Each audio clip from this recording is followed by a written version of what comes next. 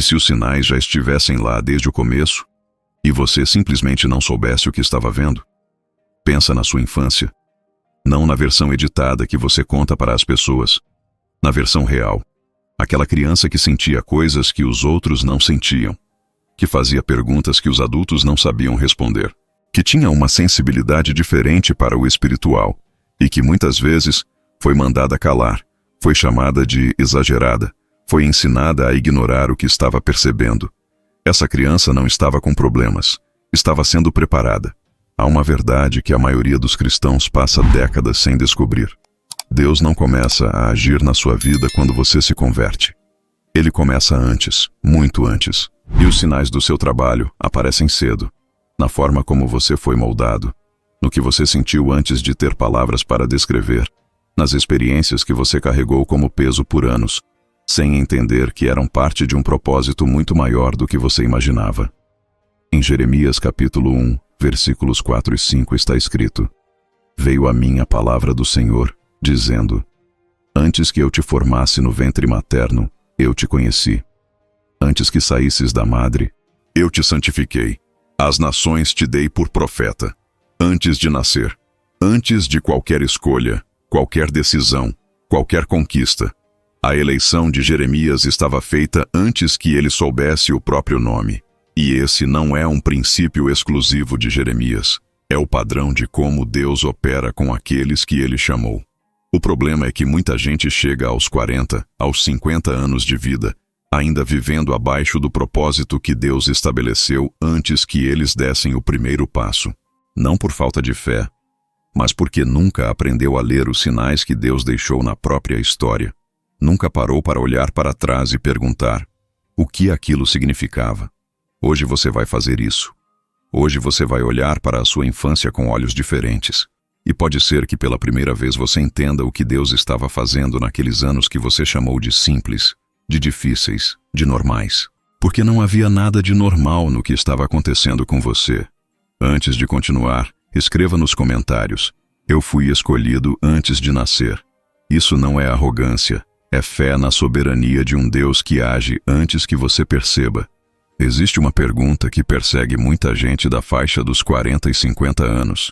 Uma pergunta que raramente é dita em voz alta, mas que pulsa por baixo de tudo. Eu tenho um propósito de verdade? Ou desperdicei demais para que ainda valha a pena?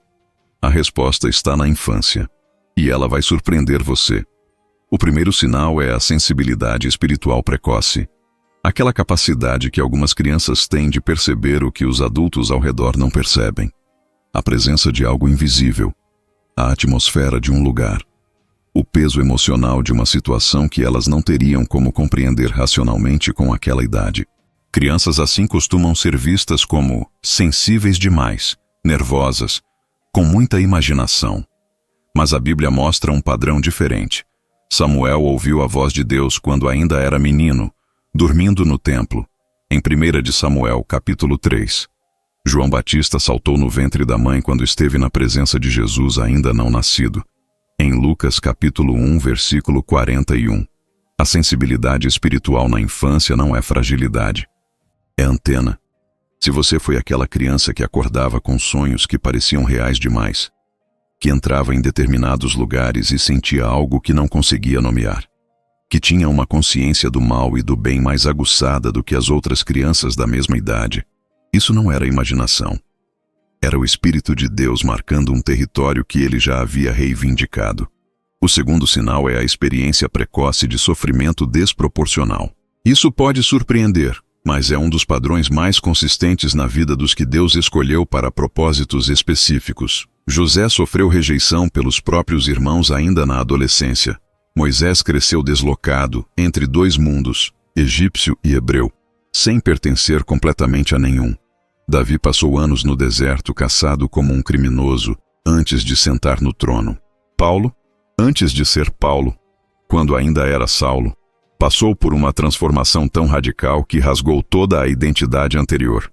O sofrimento precoce não é evidência de abandono, é evidência de preparo, porque Deus não usa instrumentos que nunca foram testados. Ele usa os que passaram pelo fogo, os que aprenderam na dor o que não poderia ser aprendido de outra forma. E se a sua infância foi marcada por perda, por rejeição, por instabilidade que você não merecia e não escolheu, essa não é a marca de uma vida amaldiçoada. Pode ser exatamente o oposto. Em Romanos capítulo 8, versículo 28 está escrito algo que a maioria das pessoas cita sem realmente acreditar. Sabemos que todas as coisas cooperam para o bem daqueles que amam a Deus, daqueles que são chamados segundo o seu propósito. Todas as coisas, não apenas as boas, as dolorosas também, a rejeição do pai também, o abandono da mãe também, a pobreza que envergonhou também, a solidão da infância também. Deus não desperdiça nada, especialmente na vida de quem Ele escolheu. O terceiro sinal é a fome espiritual que não tinha explicação. Aquela criança que fazia perguntas sobre Deus, sobre a morte, sobre o além. Perguntas que embaraçavam os adultos ao redor. Que se sentia atraída por histórias bíblicas de uma forma que não era apenas religiosidade de família. Que tinha uma inquietação interior que nada no mundo conseguia preencher completamente. Nem brinquedo, nem relacionamento, nem conquista. Salomão pediu sabedoria quando Deus lhe disse que podia pedir qualquer coisa. E isso não foi acidente. Era o reflexo de uma fome que já estava dentro dele. Em Eclesiastes capítulo 3, versículo 11, ele escreveu mais tarde na vida: tudo fez formoso no seu tempo. Também pôs a eternidade no coração do homem. A eternidade no coração. Essa é a fome que não para, que reaparece em diferentes idades, em diferentes formas, mas que nunca deixa de pulsar. Se você sentiu isso na infância, se havia algo dentro de você que sabia que existia mais do que o que os olhos viam, essa fome não foi colocada pelo acaso. Foi colocada por Deus. E ela é mapa, não problema. O quarto sinal é o isolamento que você nunca entendeu completamente. Aquela sensação de ser diferente, de não encaixar totalmente em nenhum grupo, de ter pensamentos, sensações e perspectivas que pareciam não ter lugar no ambiente ao redor. Muitas crianças com um chamado específico crescem com essa experiência de margem, não porque são inferiores aos outros, mas porque foram desenhadas para algo que o ambiente ao redor não consegue conter. João Batista cresceu no deserto, não em Jerusalém, no centro de tudo, rodeado de influência e contato, no deserto, afastado, preparado em silêncio para um momento específico. E quando o momento chegou, a voz que saiu daquele deserto sacudiu uma geração inteira. Escreva nos comentários agora: Senhor, mostra-me o que você estava fazendo na minha história. Se você quer que Deus ilumine o que Ele construiu nos anos que você não entendia, declare isso agora. O isolamento da infância não foi rejeição divina, foi formação. E o que foi formado em silêncio, na margem, no deserto, foi formado com uma profundidade que o centro nunca conseguiria produzir. Até aqui você reconheceu algo. Pode não ter sido tudo, mas alguma coisa tocou. Algum sinal que você viu na própria história fez sentido de uma forma que não esperava.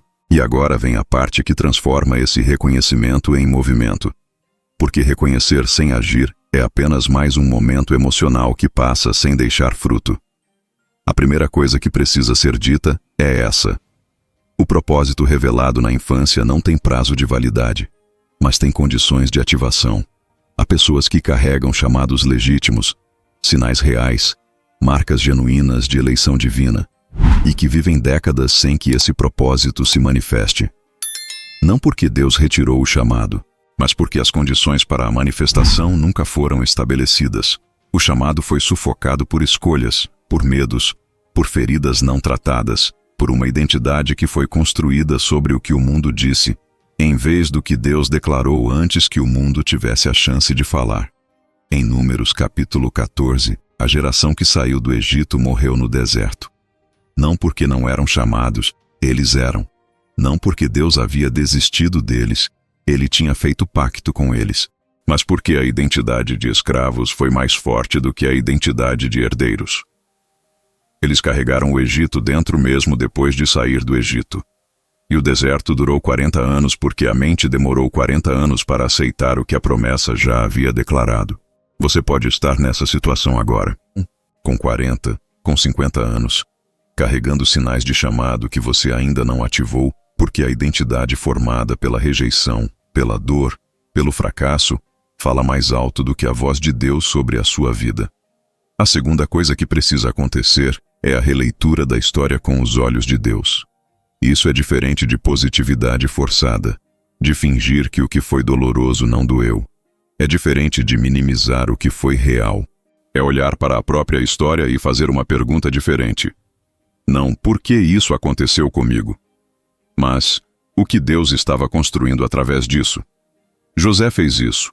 No final da história, em Gênesis capítulo 50, versículo 20, ele olhou para os irmãos que o tinham vendido como escravo e disse: Vós, na verdade, intentastes o mal contra mim, porém Deus o tornou em bem. Não negou o mal, não fingiu que a dor não existiu, mas identificou a mão de Deus operando dentro do mal, transformando o que foi intencional, destruição, em construção de propósito. E essa perspectiva só é possível para quem olha para trás com olhos espirituais, para quem está disposto a ver a própria história não como uma série de acidentes e feridas, mas como a obra em progresso de um Deus que não desperdiça nada. Pensa agora em algo específico da sua infância que foi doloroso. Um momento de rejeição, uma perda, uma experiência que deixou marca, e te pergunta: o que você aprendeu através daquilo que você não teria aprendido de outra forma? Quem você se tornou por ter passado por aquilo, mesmo que não fosse o caminho que você teria escolhido? A resposta a essa pergunta frequentemente aponta diretamente para o propósito. Porque Deus não apenas usa o que aconteceu com você, Ele usa o que aconteceu com você para te equipar para aquilo que acontece com os outros. A ferida se transforma em ponte, a dor se transforma em idioma, e o que você carregou como vergonha se torna exatamente o ponto de acesso para a vida de alguém que precisa ouvir de alguém que entende de verdade. A terceira coisa, e talvez a mais urgente, é parar de esperar se sentir pronto. Jeremias, quando recebeu o chamado, disse imediatamente: Ah, Senhor Deus, eis que não sei falar, porque sou ainda jovem. Em Jeremias capítulo 1, versículo 6. O mesmo Jeremias que foi chamado antes de nascer, que foi santificado no ventre materno, que tinha o chamado mais claro registrado nas Escrituras, disse que não sabia falar e que era jovem demais. E a resposta de Deus no versículo 7 foi direta: Não digas, sou ainda jovem, porque a todos a quem eu te enviar, irás, e tudo o que te mandar, falarás. Não digas. Não é argumento. Não é negociação. É obediência ao que já foi declarado antes que você tivesse escolha no assunto. Você pode estar usando as suas limitações, as suas feridas, a sua idade, os seus erros do passado como argumento para permanecer parado. Mas Deus não chamou os que já estavam prontos. Ele chama os que estão disponíveis e transforma a disponibilidade em capacidade ao longo do caminho. Moisés tinha 80 anos quando confrontou o faraó. Sara tinha 90 quando concebeu. Abraão tinha 75 quando deixou tudo para seguir uma voz. A Bíblia está cheia de pessoas que foram ativadas no propósito quando o mundo diria que era tarde demais. Não é tarde. É exatamente a hora. E os sinais que apareceram na sua infância não desapareceram porque você os ignorou por décadas. Eles estão esperando, com a paciência de um Deus que fez um investimento em você antes que você soubesse que ele existia e que não abandona o que começou. Em Filipenses capítulo 1, versículo 6, está escrito com uma clareza que não deixa margem para dúvida: tendo por certo que aquele que em vós começou a boa obra a aperfeiçoará até ao dia de Jesus Cristo. Aquele que começou, não você.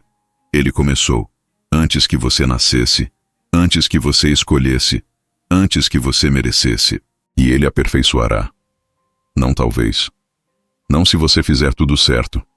Aperfeiçoará. O chamado sobre a sua vida não depende da sua perfeição. Depende da fidelidade daquele que chamou.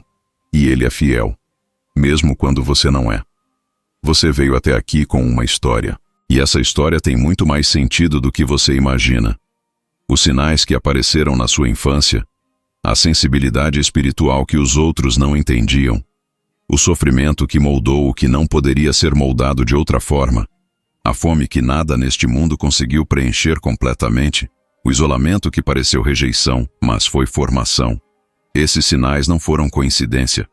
Foram a marca de um Deus que age antes, que planta antes, que escolhe antes. E agora você está aqui, com tudo que viveu, com tudo que carregou, com todos os anos que pareceram perdidos e que Deus já planejou redimir. A questão não é se você foi chamado. A questão é o que você faz com o chamado a partir de agora. Ore comigo. Senhor, eu te agradeço porque tu me conheceste antes que eu me conhecesse, porque os sinais que tu deixaste na minha história sempre foram teus, mesmo quando eu não sabia ler. Perdoa os anos em que eu ignorei o que tu estavas construindo. Perdoa as vezes em que deixei a voz da rejeição falar mais alto do que a tua declaração sobre a minha vida. Hoje, eu me coloco diante de ti com toda a minha história, a bonita e a feia, a que me orgulha e a que me envergonha. E te peço que faças o que só tu podes fazer. Ativa em mim o que tu colocaste antes que eu nascesse. Eu não sei falar, eu não sei como, mas estou disponível.